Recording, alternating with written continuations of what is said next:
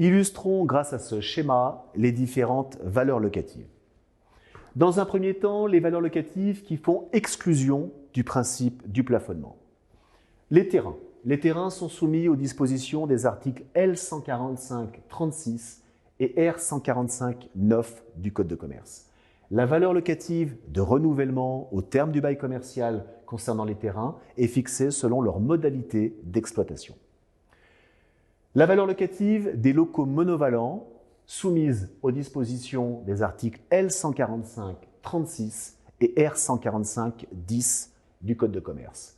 La valeur locative est cette fois fixée en fonction des usages observés et nous le verrons en fin de module, notamment en fonction de la méthode dite hôtelière. Enfin, la valeur locative des bureaux soumise aux dispositions des articles L145-36 et R145-11 du Code de commerce. La valeur locative des bureaux est fixée en fonction du prix des locaux équivalents. Au terme du bail et lors de son renouvellement, les loyers sont automatiquement déplafonnés et fixés à la valeur locative. Dans un deuxième temps, plus complexe, quelle est la valeur locative de renouvellement des commerces? 3 cas de figure.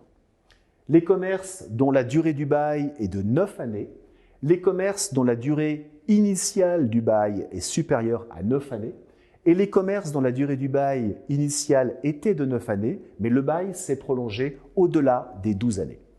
Premier cas de figure, prolongation tacite du bail au-delà d'une période de 12 années. Le déplafonnement est alors acquis au profit du bailleur. Deuxième cas de figure, durée initiale du bail supérieure à 9 années, qui entraîne automatiquement, lors du renouvellement, un déplafonnement à la valeur locative.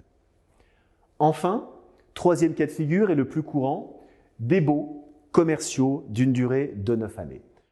L'étude 1 à 4 de l'article L145-33, à savoir les caractéristiques du local, répertoriées également aux dispositions R145-3 à 4 du Code de commerce.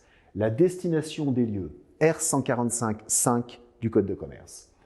Les obligations respectives des parties, article R145-8 du Code de commerce. Et enfin, l'article R145-6 du Code de commerce qui concerne cette fois les facteurs locaux de commercialité. Est-ce que ces points 1 à 4 de l'article L145-33 ont subi une modification notable en cours de bail? Si oui, le déplafonnement est alors possible au profit du bailleur, et ce à la valeur locative.